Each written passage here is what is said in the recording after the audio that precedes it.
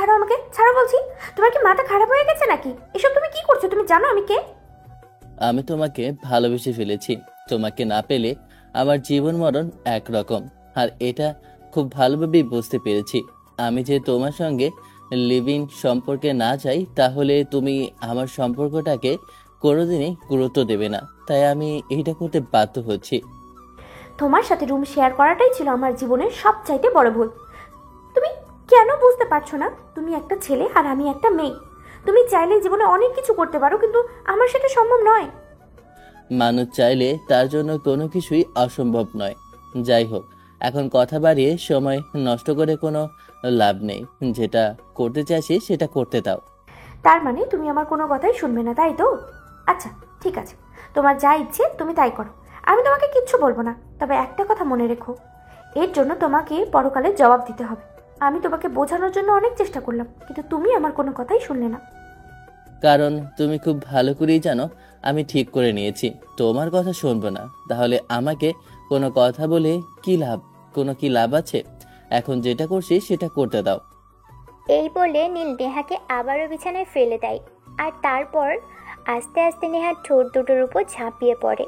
নীল নেহার ঠোঁট দুটোতে কিস করছে।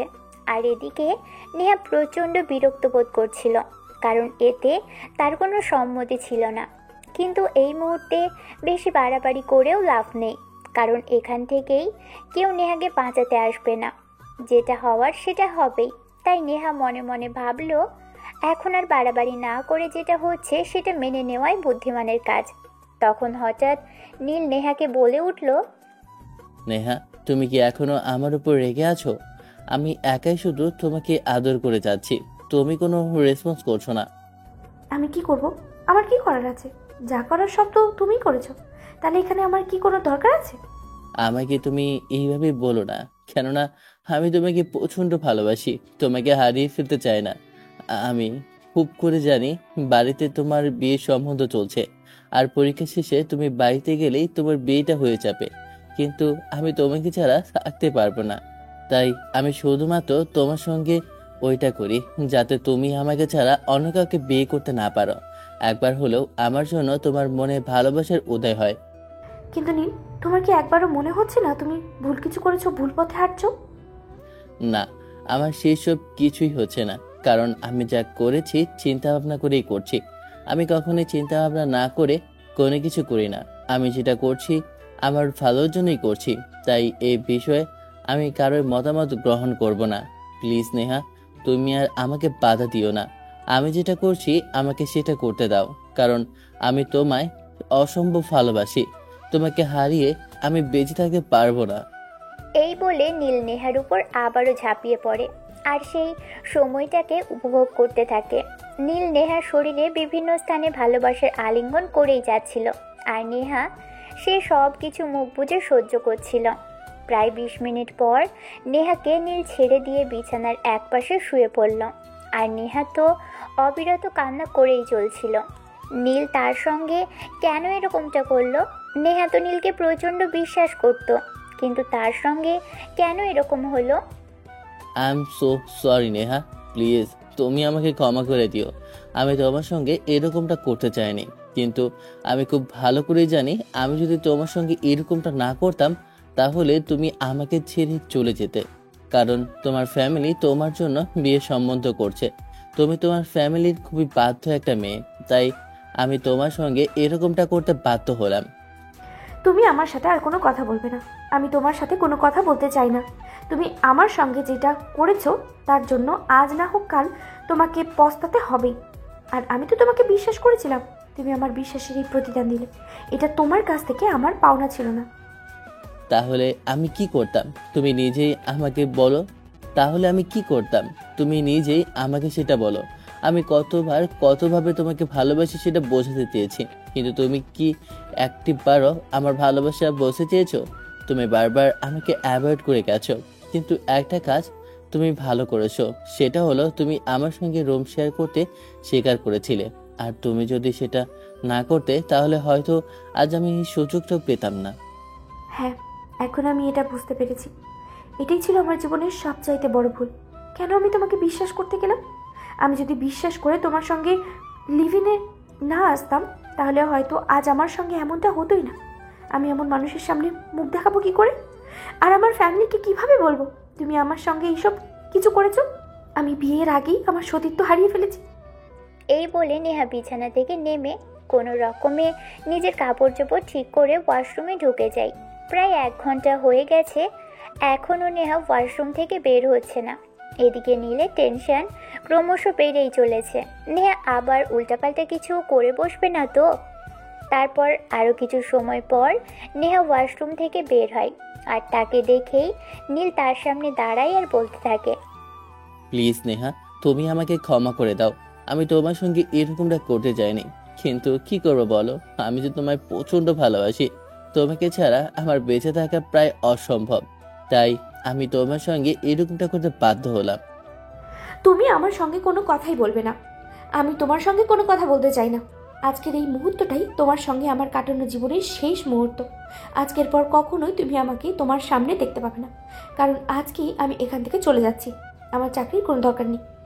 এই কথা বললে নেহা সোজা নিজের রুমে চলে গেল আর লাগেজ গুছিয়ে একদম গ্রামের বাড়ির উদ্দেশ্যে রওনা হলো।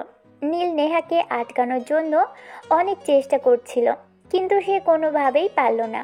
আসলে নীল এরকমটা করতে চায়নি, সে নেহাকে ভালোবাসে, তাই সে নেহাকে হারাতে চায় না। কিন্তু নেহা তার পরিবারের অতি বাধ্য একটা মেয়ে, সে তার ফ্যামিলির মান সম্মান বাঁচাতে যা ইচ্ছে তাই করতে পারে। এমনকি নিজের ভালোবাসার কোরবানি দিতেও সে 2 বার চিন্তা করে না। কিছুদিন আগেই নেহার বাড়ি থেকে হঠাৎ একটা ফোন আসে আর জানানো হয় নেহার বিয়ের কথা চলছে। এরপর থেকে নীলের এসব পাগলামো শুরু হতে থাকে। যদিও নীল অনেক আগে থেকেই নেহাকে বোঝানোর চেষ্টা করছিল সে নেহাকে ভালোবাসে, কিন্তু নেহা সব কিছু বুঝেও না বোঝার অভিনয় করছিল, কারণ সে খুব ভালো করেই জানে তার ফ্যামিলিতে প্রেম ভালোবাসার কোনো জায়গা নেই। তার ফ্যামিলির মানুষ প্রেম ভালোবাসা কী সেটাই বোঝে না। যাই হোক, চলুন একটু ফ্ল্যাশব্যাক থেকে ঘুরে আসি। আজ শনিবার সকালবেলা ঘুম থেকে উঠেই নীল ফ্রেশ হয়ে রেডি হয়ে নিল ভার্সিটি যাওয়ার জন্য। তারপর বাসা থেকে তারা বাইক নিয়ে বেরিয়ে পড়ল। প্রায় 10 মিনিটের মতো সময় লাগলো ভার্সিটি থেকে। আর ঠিক তখনই তার ভার্সিটির 2 বান্ধবীর কথোপকথন করছিল। কি রে নিশি, শুনলাম নীল নাকি তোর পেছনে লাইন মারছে, তুই তাকে পাত্তাই দিচ্ছিস না কেন? নীলের মতো একটা ছেলে যদি আমার পেছনে একবার লাইন মারতো তাহলে আমি তার প্রেমে রাজি হয়ে যেতাম।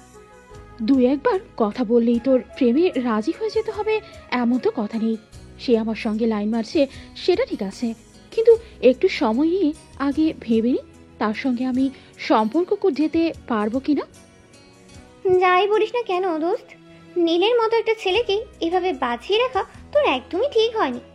আমাদের ভার্সিটিতে নীল একমাত্র যার কথাতে যে কোনো মেয়ে রাজি হয়ে যেতে পারে, আর তুই কিনা তাকে ওয়েটিং লিস্টে রাখছিস। তোর সঙ্গে কথা বলতে চাই না, আমি আমার ব্যাপারে নিজের সিদ্ধান্ত নিতে চাই। আর এই বিষয়ে আমার সঙ্গে কথা বলবি না। আমার যেটা ভালো মনে হবে আমি সেটাই করব, আমি কারোর সিদ্ধান্তে চলি না।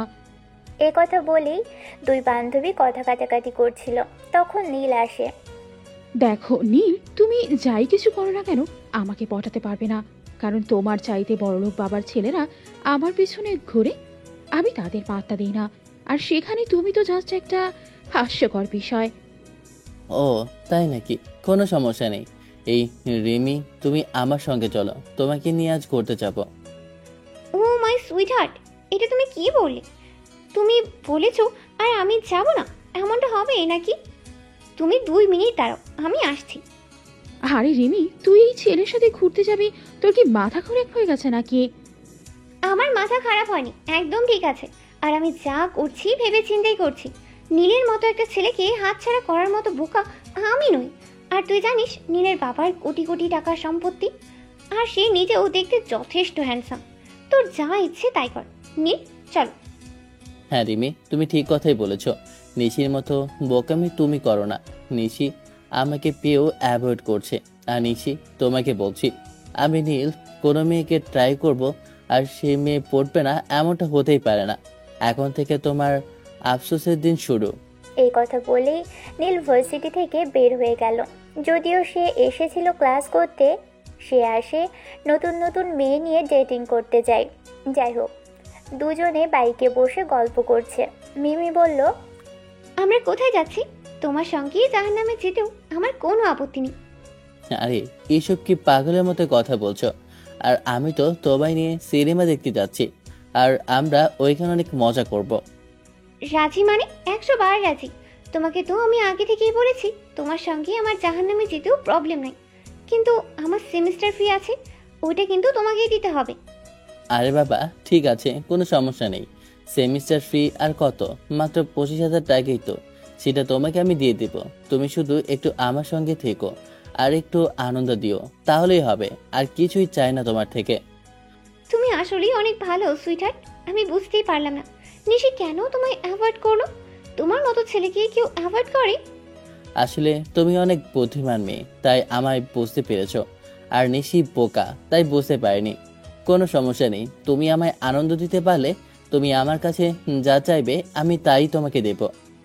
এই কথা বলতে বলতে তারা একটা বিশাল ভবনের সামনে এসে দাঁড়ায়। তারপর বাইক পার্কিং করে নীল রিমিকে নিয়ে ভিতরে প্রবেশ করে। তারা লিফটে ছিল, তখনই হঠাৎ নীলের চোখ আটকে গেল একটা মেয়ের উপর। নীল যে লিফট দিয়ে উপরে উঠছিল তার বিপরীত লিফট দিয়ে এসে মেয়েটি নিচের দিকে নামছিল। নীল হাঁ করে সে মেয়েটার দিকে তাকিয়ে আছে। নীল ভাবতেই পারছে না এটা মেয়ে নাকি পরী। মেয়ে মানুষ এতটা সুন্দর হতে পারে নীলের আগে কখনো দেখেনি। এই মেয়েটাকে যেন আল্লাহ তাআলা নিজের হাতে অপরূপভাবে বানিয়েছে। তখনই নীল ওই মেয়েটার পিছনে যেতে থাকে। মেয়েটা বের হয়ে সোজা একটা দোতলা বাড়িতে ঢুকে। তখন সে কলিং বেলের আওয়াজ শুনতে পায়। এই সময় আবার কে আসলো? আমি তো সেটাই বুঝতে পারছি না। আন্টি আঙ্কেল তো আরও অনেকক্ষণ পরে আসবে, তাহলে কে এসেছে? উফ, আচ্ছা যাই, আগে দরজাটা খুলি, তারপর দেখি কে এসেছে। 7 পা চিন্তা করতে করতে নেহা দরজাটা খোলে আর দেখে তার সামনে এক সুদর্শন পুরুষ দাঁড়িয়ে আছে, যাকে সে আজকের আগে দেখেনি। তাই অবাক হয়ে জিজ্ঞেস করে, কি ব্যাপার, কে আপনি? আর আপনার কি পরিচয়? আপনাকে তো আজকের আগে কখনো এখানে দেখিনি। অপরিচিত মেহমান বলে কি ভেতরে আসার পারমিশন দেবেন না? আপনি আমাকে গেটের বাইরে দাঁড় করিয়ে রাখবেন? এটা কোন ধরনের ভদ্রতা? দেখুন, এটা আমার নিজের পরিবার নয়। আমি আমার প্রতিবেশী আন্টির বাড়িতে থাকি, আর এখানে আমার থাকাটা অনেক বেশি জরুরি, তাই আমি আপনাকে চাইলেও ভেতরে আসার পারমিশন দিতে পারি না। আচ্ছা ঠিক আছে, আমি বুঝতে পেরেছি এটা আপনার বাড়ি নয়, তাই বলে একজন মেহমান আসলে আর আপনি তাকে ভেতরে ঢুকতে দেবেন না, এটাও কি ভদ্রতার মধ্যে পড়ে? দেখুন, আপনাকে তো আমি চিনি না, আর আপনার সম্পর্কে কোনো কিছু জানিও না, তাহলে আপনাকে আমি কিভাবে ঢুকতে দেবো বলুন? তাছাড়া এটা যদি আমার নিজের বাড়ি হতো তাহলে অন্য কথা। যাই হোক, তবে আপনি এত করে বলছেন, ঠিক আছে ভিতরে এসে বসুন। আর হ্যাঁ, আমি কি আপনার জন্য চা কফি কিছু বানিয়ে নিয়ে আসবো? আপাতত আমার কিছুই লাগবে না, আমি শুধু আপনার সঙ্গে একটু কথা বলতে চাই। আপনার সঙ্গে 5 মিনিট কথা বলতে পারলেই হবে, আর আমার কিছুর প্রয়োজন নেই। আপনি তো অদ্ভুত এক মানুষ।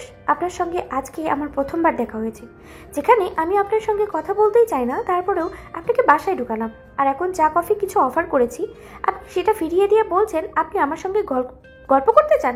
এটা কোন ধরনের অসভ্যতা ম্যাম? আমি তো সেটাই বুঝতে পারছি না। আপনার সঙ্গে এতক্ষণ ধরে গল্প করছি, আমি তো আপনার নামটাই জানতে পারলাম না। যাই হোক, আপনার নামটা অন্তত বলুন, আর কিছু না হয় বাদই দিলাম। আপনি তো বড় অদ্ভুত এক মানুষ। যেখানে আমি আপনাকে চিনি না জানি না, হুটহাট করে বাসার ভিতরে ঢুকে পড়েছেন, আর এখন নানান ধরনের প্রশ্ন করছেন। আপনি এক্ষুনি বাসা থেকে বের হয়ে যান, না হলে কিন্তু আমি পুলিশে কল করতে বাধ্য হব। হ্যাঁ, আপনি আমাকে হাসালেন। আপনি তো আমার সম্পর্কে কোনো কিছু জানেন না, আর সেখানে আপনি কি না আমাকে পুলিশের ভয় দেখাচ্ছেন। দেখুন, পুলিশকে কল করে কোনো লাভ হবে না, বরঞ্চ আপনাকে 1000টা প্রশ্ন করে নাজেহাল করে ছেড়ে দেবে। তার চাইতে বরং আমি যেটা বলছি সেটাই করুন। তাছাড়া আর একটা কথা, আপনিও খুব ভালো করেই জানেন আপনার পাকা বাসায় আমি একটা ছেলে মানুষ এসেছি। এইটা শুনলে এলাকার লোকজনেরা আপনাকে এই কটু কথা শোনাবে, আমাকে কিন্তু ছুঁতেও পারবে না। আমার নাম নেহা ইসলাম। এবার তো হয়েছে, এবার আপনি বিদায় হন। আর আপনাকে সহ্য করতে পারছি না, আর আপনাকে সহ্য করার মতো কোনো কারণও দেখতে পাচ্ছি না। So get out.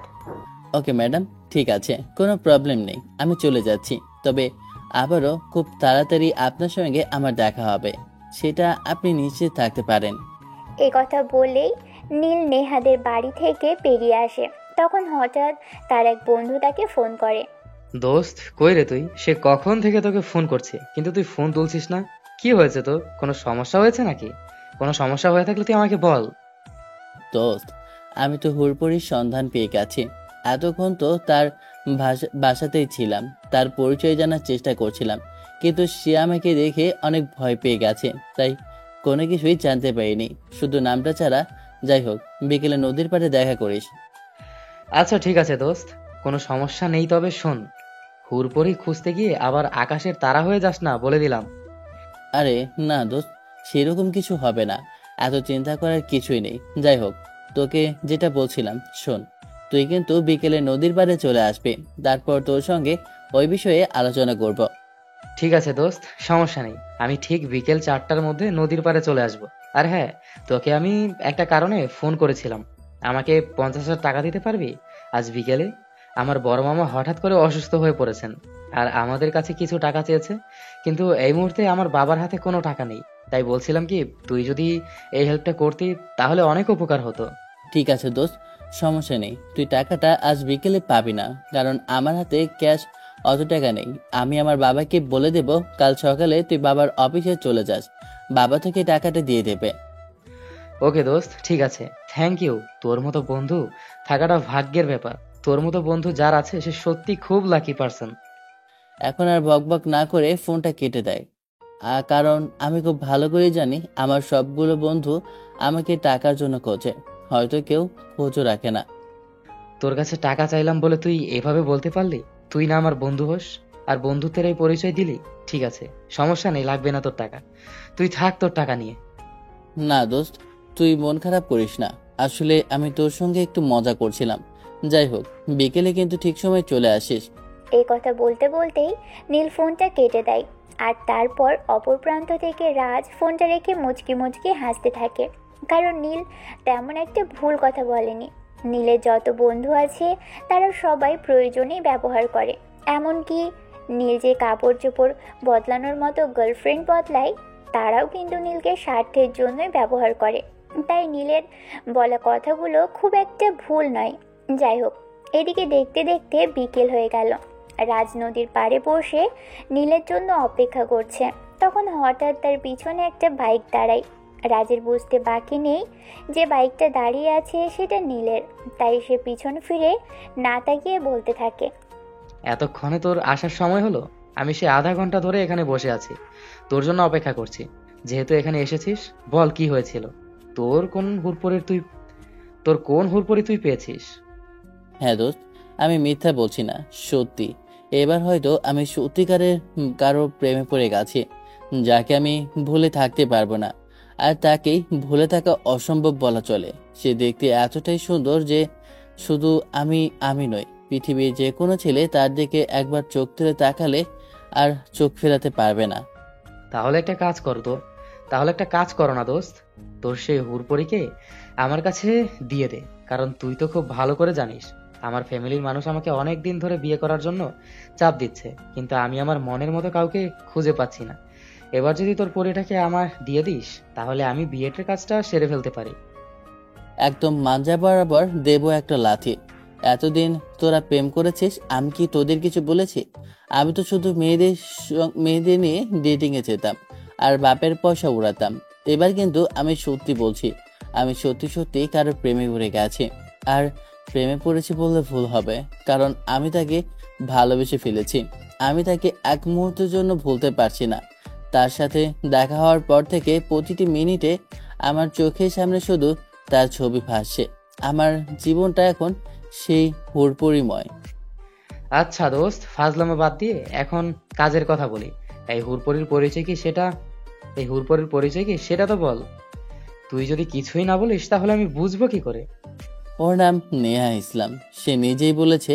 আর এখানে তার একটা আন্টির বাসায় থেকে জব করে, হয়তো আর কিছুই জানি না। তবে কাল থেকে তার বিষয়ে ইনফরমেশন নেওয়া শুরু করব। ওরে বাবারে বাবা, তুই তো দেখছি একদম গোয়েন্দাগিরি শুরু করে দিবি। ভাবছিস কাউকে পছন্দ হয়েছে, তার প্রেমে পড়েছিস, তো গোয়েন্দাগিরি করার কি আছে? শোন, তুই যেরকমটা ভাবছিস সেরকমটা নয়। আমি কিন্তু মেয়েটার প্রেমে পড়েছি নয়, আমি মেয়েটাকে ভালোবেসে ফেলেছি।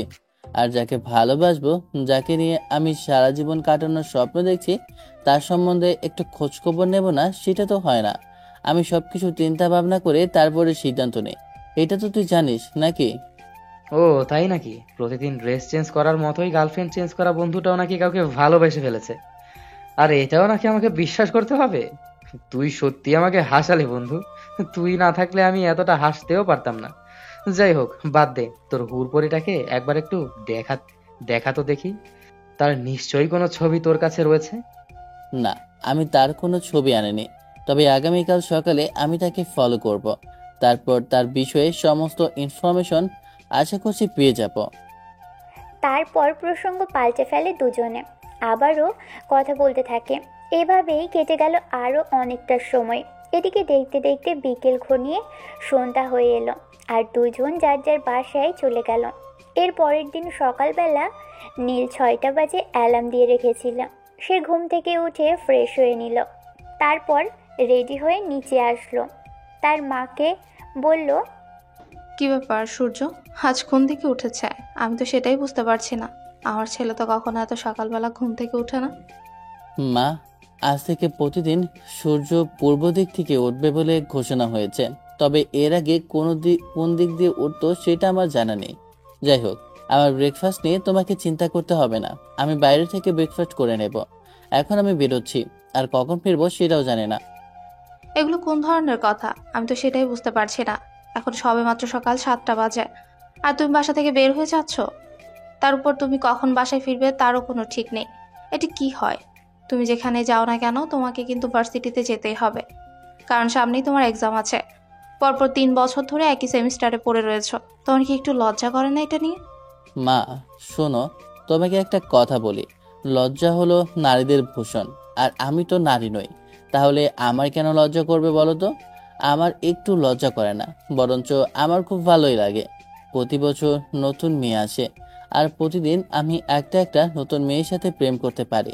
তবে যাই হোক, একটা কথা এখন তোমায় বলি, আজকের পর থেকে হয়তো আর প্রতিদিন নতুন নতুন গার্লফ্রেন্ড চেঞ্জ করতে হবে না, কারণ আমি পার্মানেন্টলি একজনকে পেতে চলেছি। ওরে বাবা রে বাবা, যে ছেলেটাকে দেখলেই সবার প্লে বয় বলে, আর সে কিনা এখন পার্মানেন্টলি কারোর সঙ্গে প্রেম করতে যাচ্ছে, এটাও আমাকে বিশ্বাস করতে হবে? যাই হোক, আমি অত কথা শুনতে চাই না। তোমাকে এখন থেকে প্রতিদিন ভার্সিটি যেতেই হবে, আর প্রত্যেকটা ক্লাস অ্যাটেন্ডও করতে হবে। আমি আদৌ পড়াশোনা করব কিনা সেই বিষয়ে নিশ্চিত নই, তবে আমি এখন আসছি। আর আমাকে ফোন করলেও কোনো লাভ হবে না। আমি যেখানে যাচ্ছি সেই কাজটা শেষ না করে আমি কোনোভাবেই আর বাড়িতে আসবো না।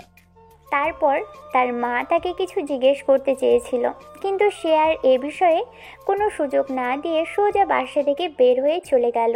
8টা বাজার আগেই সে নেহাদের বাড়ির সামনে দাঁড়িয়ে অপেক্ষা করতে থাকে। নেহা তখন ব্যালকনিতে দাঁড়িয়ে চুল আঁচড়াচ্ছিল। তখন সে নীলকে দেখতে পায়, আর ও ব্যালকনি থেকেই বলে, এই যে মিস্টার, কি ব্যাপার, কি সমস্যা আপনার? হ্যাঁ, আপনি আজকেও আবার আমার বাড়ির সামনে দাঁড়িয়ে কি দেখছেন, কি করছেন? যদি আমি বলি আপনার বাড়ির সামনে দাঁড়িয়ে আমি আপনার জন্য অপেক্ষা করছিলাম, তাহলে আপনার উত্তরটা কি হবে সেটাই বলুন। দেখুন, আমি আপনাকে কালকেও বলেছি আর আজকেও বলছি, এটা কিন্তু আমার নিজের বাড়ি নয়। আমি আমার আন্টির বাসায় থাকি। শহরে আমার চেনা জানা কেউ নেই, তাই বলে আমি এখানে উঠেছি আর একটা চাকরি করছি। তো আমি চাই না আপনি কোনোভাবে আমাকে বিরক্ত করুন। কোনো সমস্যা নেই, আমি আর বিরক্ত করব না এখানে এসে। তবে আমি ওই যে চায়ের দোকানে বসে তোমার জন্য অপেক্ষা করছি, তোমার সঙ্গে কিছু কথা আছে। একদমই নয়, আমি আপনার সঙ্গে কোনো কথা বলতেই চাই না। আপনি চুপচাপ এখান থেকে সোজা নিজের বাড়িতে চলে যান, আর কখনো আমাকে ফলো করতে আসবেন না। আমি বুঝতে পারছি না সমস্যা আপনার, আর কেনই বা আপনি এভাবে আমার পিছনে পিছনে ঘুরছেন।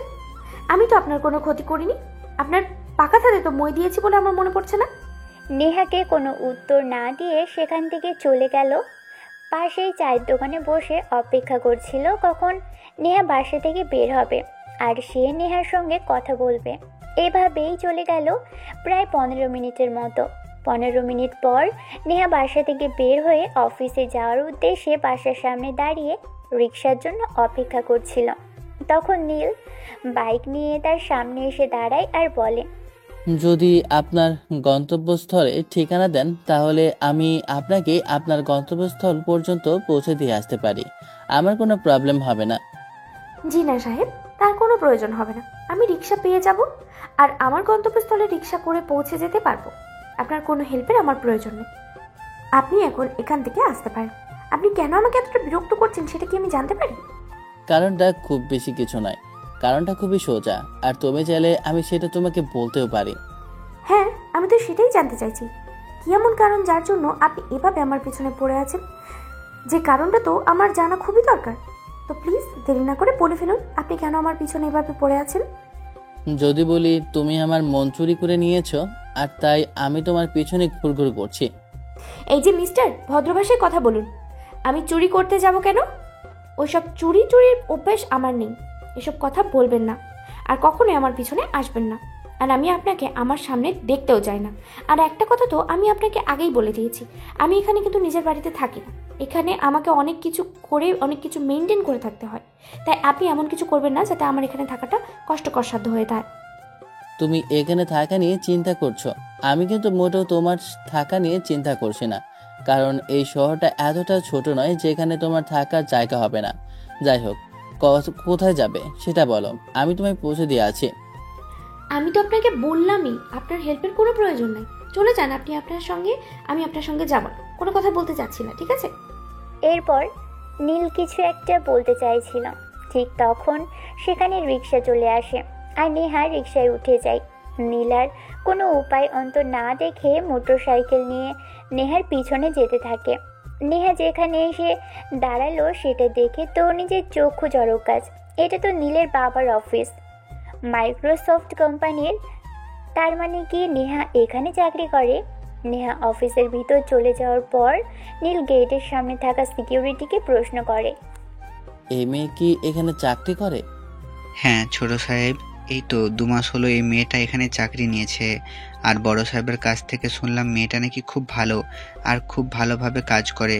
কিন্তু একটা কথা আমাকে বলুন তো, আপনি কেন এই বিষয়ে জানতে যাচ্ছেন?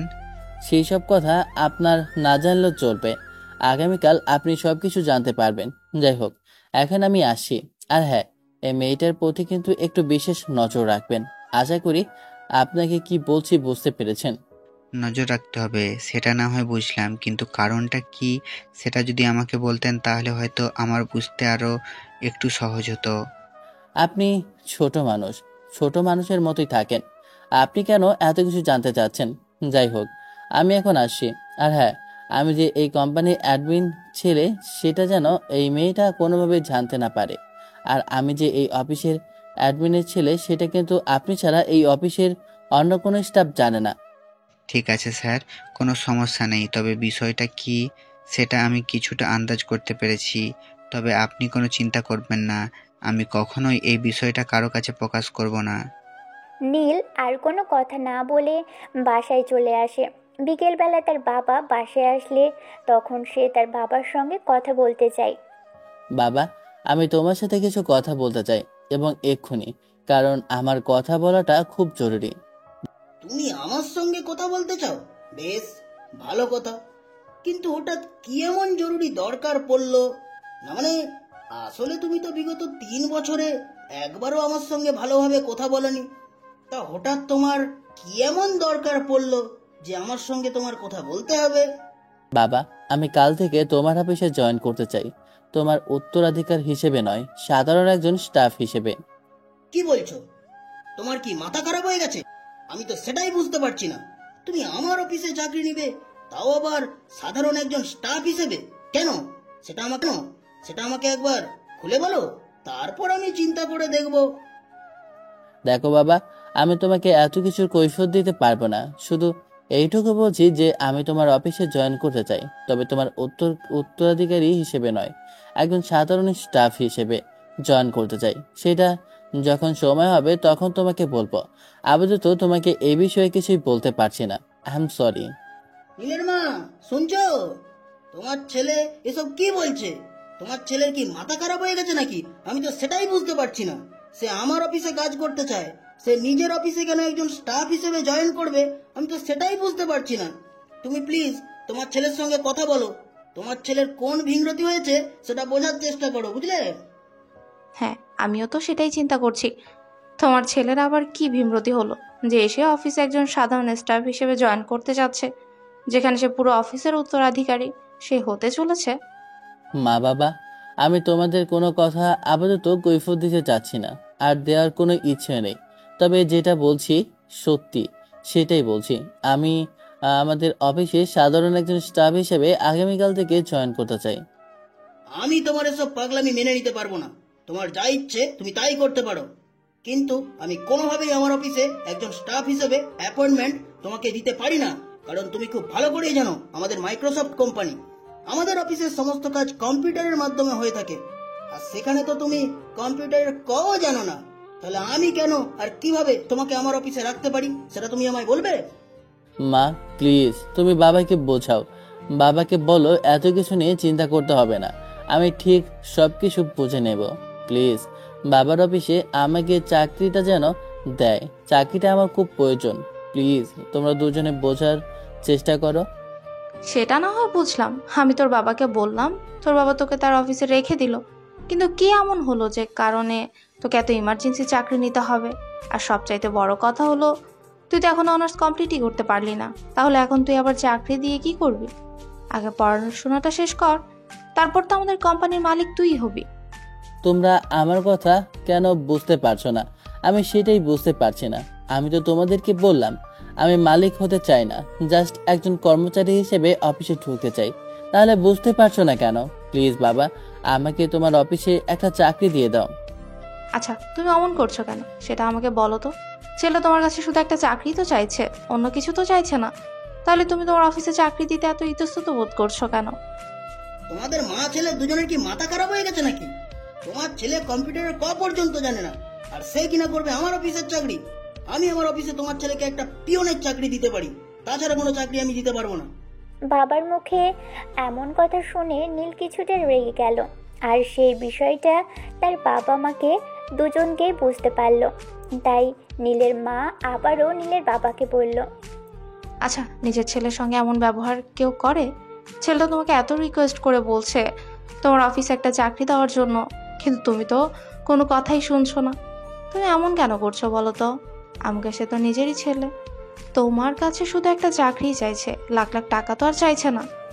তোমার ছেলের আমার অফিসে চাকরি করার চাইতে মাসে 5 লাখ টাকা হাত খরচ চাও, তাও আমি সেটা দিতে পারবো, কোনো প্রবলেম নেই। কিন্তু আসল সমস্যাটা আমি তোমাদের কাউকে বোঝাতেই পারছি না। আমি তোমাদের কোনো সমস্যার কথা শুনতে চাই না। আমি যেটা শুনতে চাই সেটা হলো তুমি আমার ছেলেকে তোমার অফিসে চাকরি দিচ্ছ। আমার এসব ঝামেলা ভালো লাগছে না, প্লিজ। আমার ছেলে তো তোমার কাছে শুধু একটা চাকরিই চেয়েছে, ওকে দিয়ে দাও, তাহলেই তো সমস্যার সমাধান হয়ে যায়। হ্যাঁ বাবা, একদম ঠিক কথাই বলেছো। তুমি প্লিজ আমায় একটা চাকরি দিয়ে দাও তোমার অফিসে, তাহলে আর কোনো সমস্যা থাকবে না। আর হ্যাঁ, বিশ্বাস করো আমার দ্বারা তোমার কোম্পানির কোনো ক্ষতি হবে না, আর সেটা আমি হতে দেব না। কারণ কয়দিন পরে তো কোম্পানির মালিক আমি হতে চলেছি, আর নিজের ক্ষতি কেউ জেনে শুনে করে না। এতটুকু ভরসা তুমি আমার উপর করতেই পারো। নীল আর নীলের মা দুজনে এভাবেই নীলের বাবাকে রিকোয়েস্ট করেই যাচ্ছিল। অবশেষে নীলের বাবা সব কিছু মেনে নেয় আর বলে, আচ্ছা ঠিক আছে, আমি তোমাদের মা ছেলের কথা মেনে নিলাম। তোমার ছেলেকে আমাদের অফিসে রেখে দিলাম, আর একটা চাকরিও দিলাম। তবে একটা কথা, তোমার ছেলে কিন্তু আমার অফিসের কোনো জিনিস টাচ করতে পারবে না। সে যেটা চাইছে সেটাই হবে। আমি তাকে চাকরি দেব, কিন্তু সে আমার অফিসে কোনো কাজ করবে না।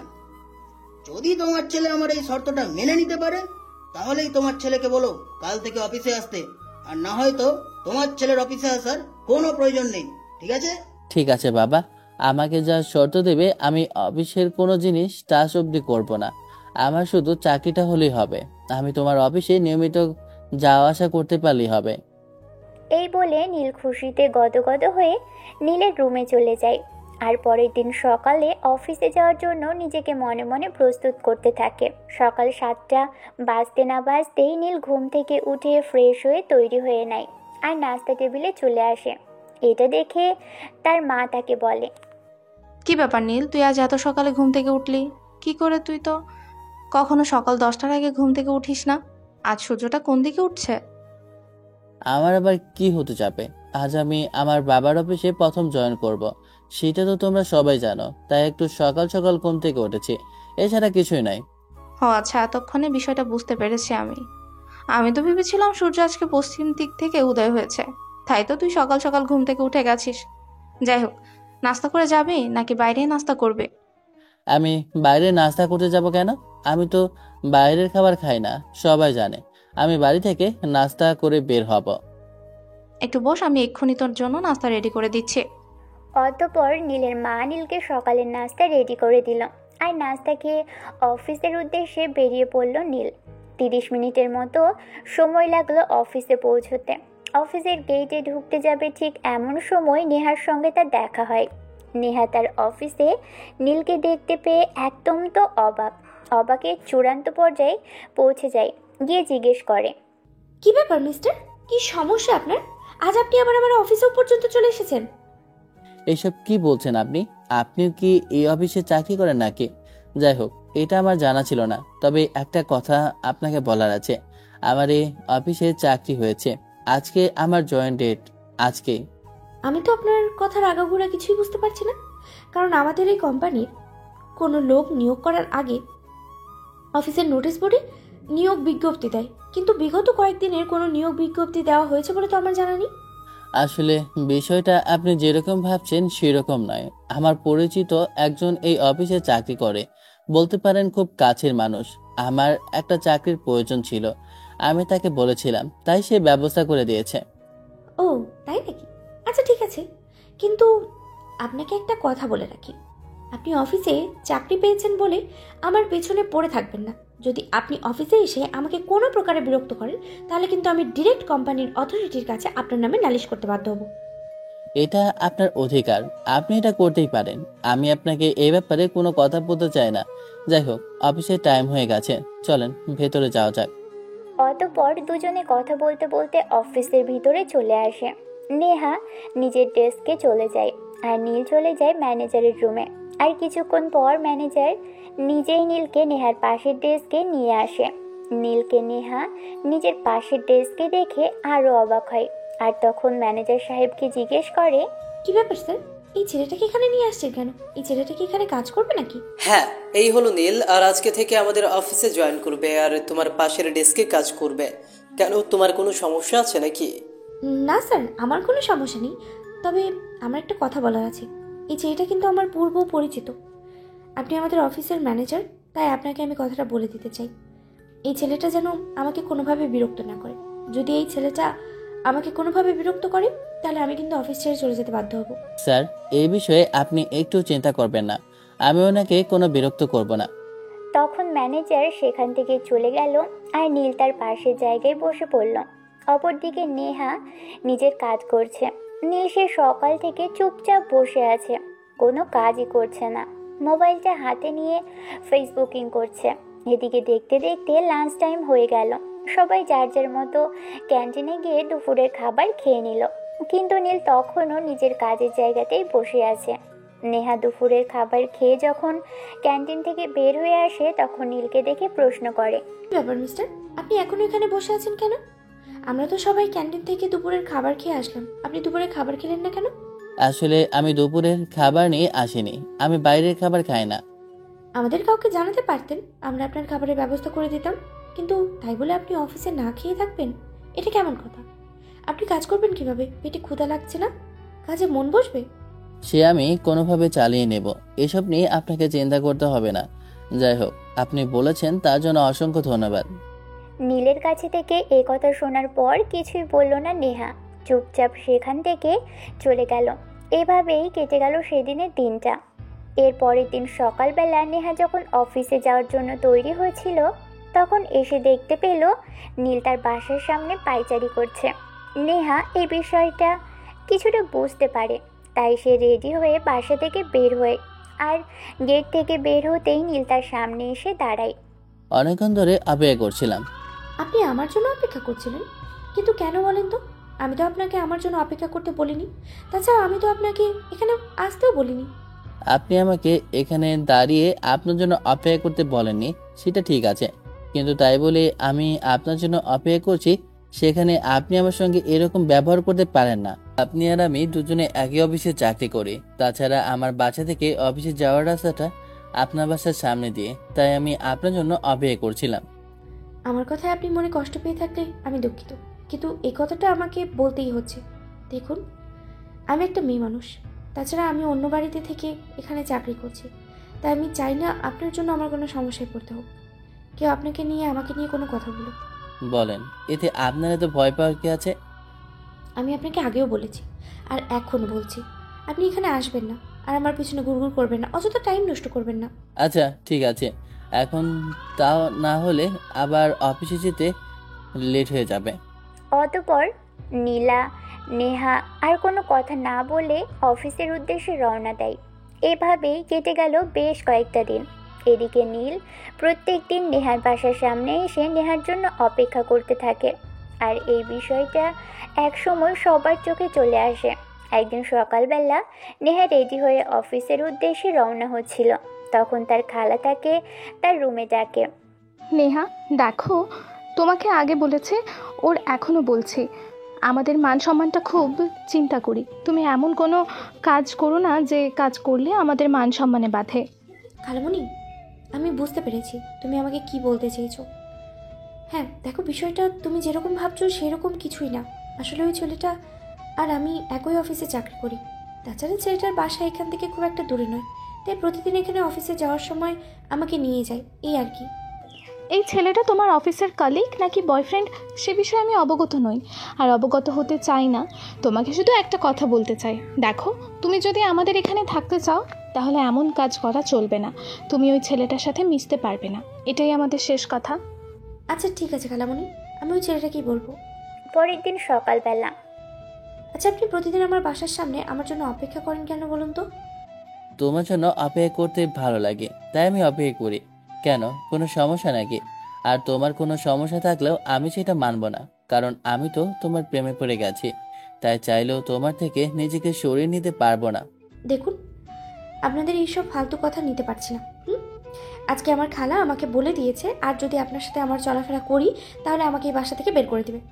কি আছে, তুমি সবাইকে বলে দাও তুমি আর কোনো কথা শুনবে না, আমার সঙ্গে মেলামেশা করবে, তারপর যেটা হয় হোক। বুঝেছি, সোজা আঙ্গুলে কি উঠবে না। আজকে আমি বসকে গিয়েই বলবো আপনি আমাকে বিরক্ত করেন। এই কথা বলেই নেহা নীলকে পাশ কাটিয়ে সেখান থেকে চলে গেল। এদিকে অফিসে আসতে না আসতেই অফিসের বস নীলকে নীলের কেবিনে ডেকে নিলেন। কি ব্যাপারে নীল, আমি তোমার ব্যাপারে এইসব কি শুনছি? তুমি অফিসে এইসব কি শুরু করেছো? তুমি কি মার ইজ্জত নিয়ে টিকতে দিবে না নাকি? বস, আমি তো মনে করি না আমি এমন কিছু করেছি বলে যাতে অফিসের কিংবা অফিসের জন্য অন্য কারো মান সম্মানে বাধে। দেখো নীল, তোমার এইসব আমার একদমই ভালো লাগছে না। তুমি নেহার সঙ্গে এইসব কি শুরু করেছো? নেহা আজ অফিসে এসে তোমার নামে বিচার দিয়েছে। আমি তোমাকে শেষবারের মতো ছেড়ে দিচ্ছি, নেহার সঙ্গে আর এসব করবে না। ও আচ্ছা, আমি এতক্ষণে বুঝতে পেরেছি বিষয়টা। নেহা আসলে আপনাকে কি বলেছে। দেখুন, আমি নেহাকে ভালোবাসি, আর আমি চাই না আমাদের দুজনের ভালোবাসার মধ্যে আপনি কাবাবের হাড্ডি হয়ে বসেন।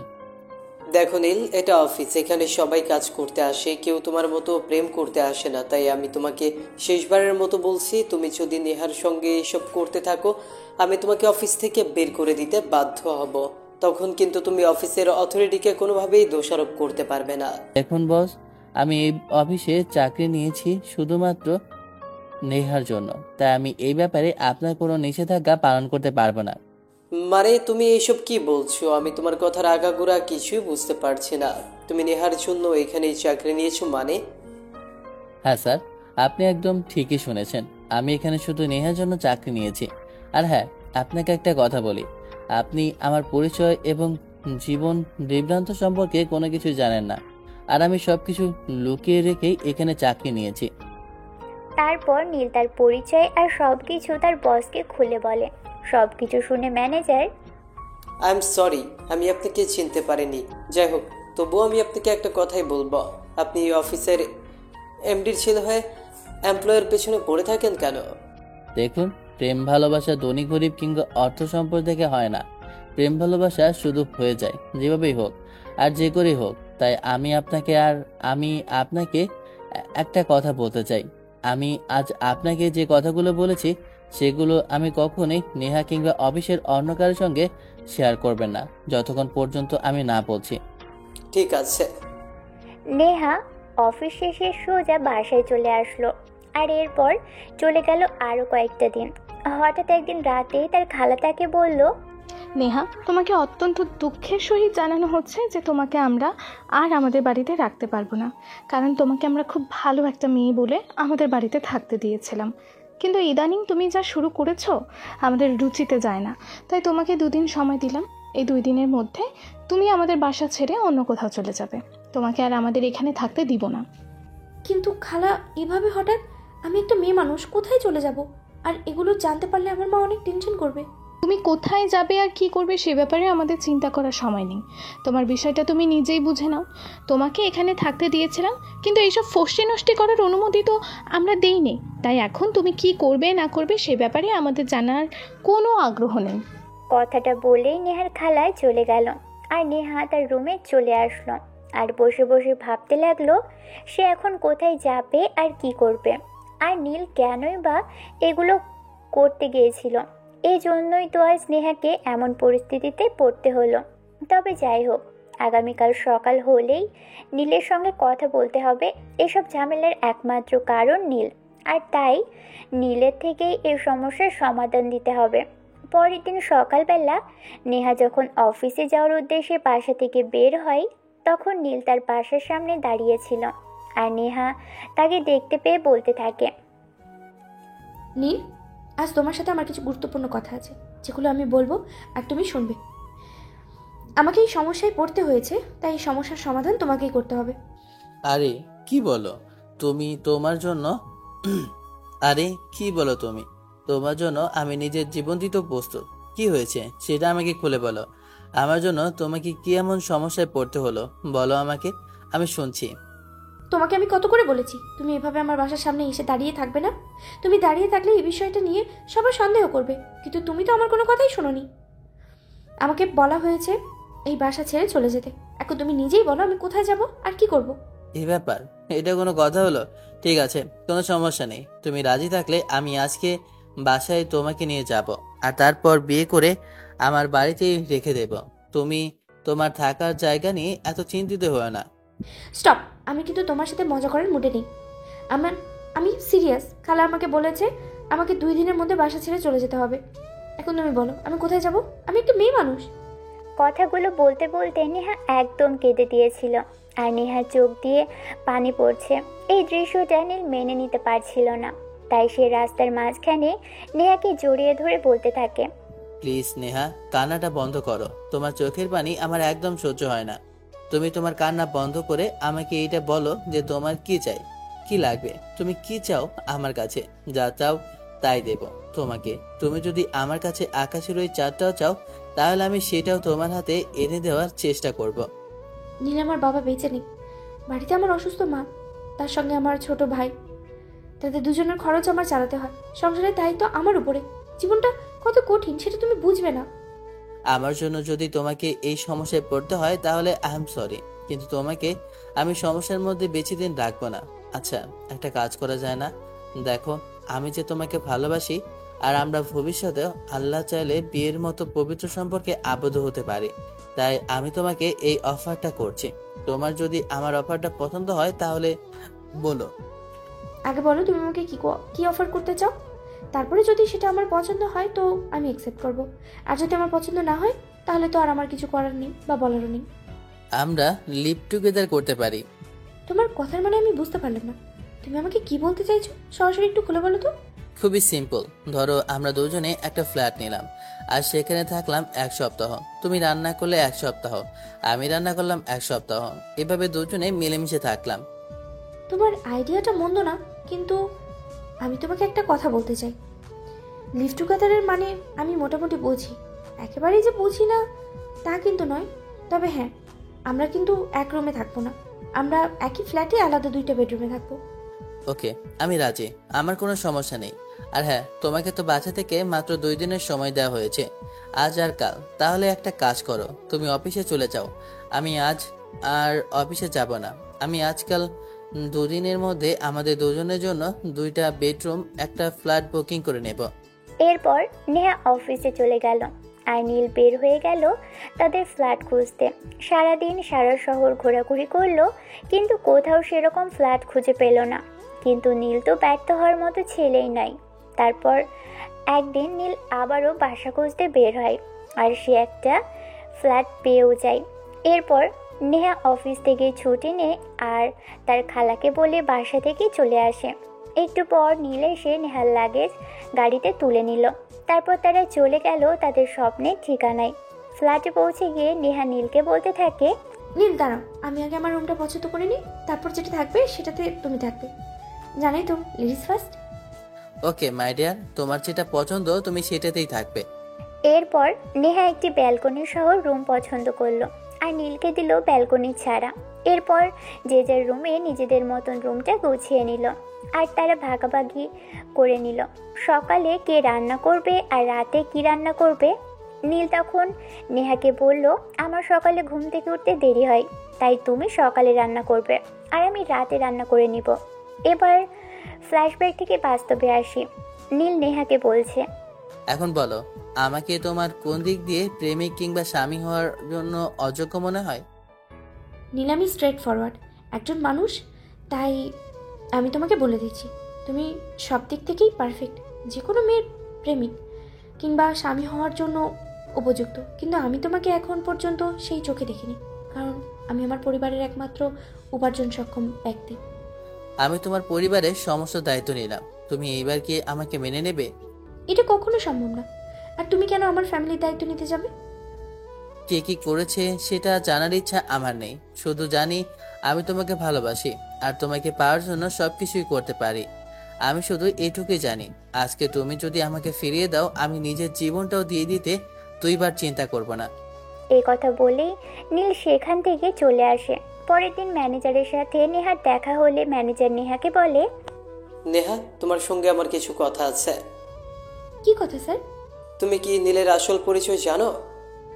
না, আমি তো সঠিক জানি না। আমরা যে কোম্পানিতে চাকরি করি সেটার ভবিষ্যৎ মালিক মানে আমাদের এমডি স্যারের একমাত্র ছেলে হচ্ছে নীল। কি বলছেন এগুলো? হ্যাঁ, আর শুধুমাত্র তোমাকে পাওয়ার জন্য ও সাধারণ একজন কর্মচারী হিসেবে নিজের অফিসে চাকরি করছে।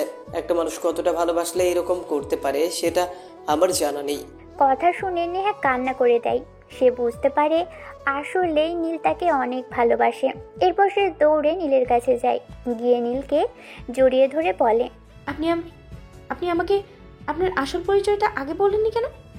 আমি চেয়েছিলাম তোমাকে ভালো করে জানতে। আচ্ছা, তুমি কি আমাকে ভালোবাসো? এমন পাগল ছেলেটাকে ভালো না বেশি থাকা যায়? I love you. আমি তোমাকে অনেক অনেক বেশি ভালোবাসি। I love you too. পাগলা, ভালোবাসা পাওয়ার জন্য কেউ এমন করে? এই বলে নীলকে জড়িয়ে ধরে। তখন নীল তাকে বলতে থাকে, আমি যে তোমাকে সত্যি সত্যি ভালোবেসে ফেলেছি। তোমাকে পাওয়ার জন্য আমি সব করতে পারতাম, কারণ ভালোবাসা যে এইরকম সুখ দুঃখ কষ্ট কোনো কিছুই বাধা মানে না। সত্যিকার অর্থে কাউকে ভালোবাসলে তার জন্য নিজের জীবন পর্যন্ত দেওয়া যায়। আর আমি তো শুধুমাত্র নিজের অফিসে একজন কর্মচারী হিসেবে কাজ করেছি মাত্র। হয়েছে, এবার কান্নাকাটি বন্ধ করো। এখন আমার শ্বশুরবাড়ি আমাকে কবে নিয়ে যাবে সেটা বলো। তুমি চাইলে আজকে আমি তোমাকে নিয়ে যাব। ঠিক আছে, তাহলে আজকে নিয়ে চলো। নীল তার মাকে ফোন দিয়ে বলে, হ্যালো মা, আমি আজ তোমার বৌমাকে নিয়ে বাসায় আছি, তাই তোমাকে ফোন করে জানিয়ে দিলাম নতুন বউকে বরণ করে ঘরে তোলার জন্য তৈরি হও। অতঃপর ফোন কেটে দিয়ে নীল নেহাকে নিয়ে বাড়িতে চলে আসে আর তার মা তাদের বরণ করে ঘরে তুলে।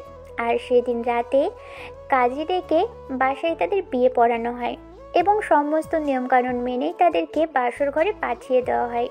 রাত প্রায় 12টার মতো বাজে। নীল বাসর ঘরে প্রবেশ করে আর দরজা লাগিয়ে দেয়। তখন নেহা বিছানা থেকে নেমে নীলকে সালাম করতে যায়। নেহা যেই না নীলের পা স্পর্শ করতে যাবে, তখন নীল নেহাকে টান দিয়ে নিজের বুকের সঙ্গে জড়িয়ে নেয় আর বলতে থাকে, প্রিয়তমা, অনেক কষ্টের পর তোমাকে পেয়েছি। তোমার জায়গা আমার পায়ে নয়, সারা জীবন আমার বুকে থাকবে, কারণ খুব ভালোবাসি যে তোমায়। সারা জীবন ভালোবেসে যেতে চাই। থাকবে তো সারা জীবন আমার হয়ে? আমি সারা জীবন তোমার হয়ে থাকবো, শুধু ভালোবাসা দিয়ে আগলে রেখো, তাহলেই হবে। অতঃপর নীল নেহার কপালে আলতো করে একটা ভালোবাসার পরশ এঁকে দেয় আর তাকে নিয়ে চলে যায় জীবনের রঙিন স্বপ্ন গুনতে। যাই হোক ভিউয়ার্স, তারা তাদের জীবনের রঙিন স্বপ্ন গুনুক, আর আমরা না হয় অন্য কোনো গল্পে অন্য কারো ভালোবাসা নিয়ে কথা বলি। সেই পর্যন্ত সবাই ভালো থাকবেন, সুস্থ থাকবেন। সবার জন্য অনেক অনেক শুভকামনা রইল। আল্লাহ হাফেজ।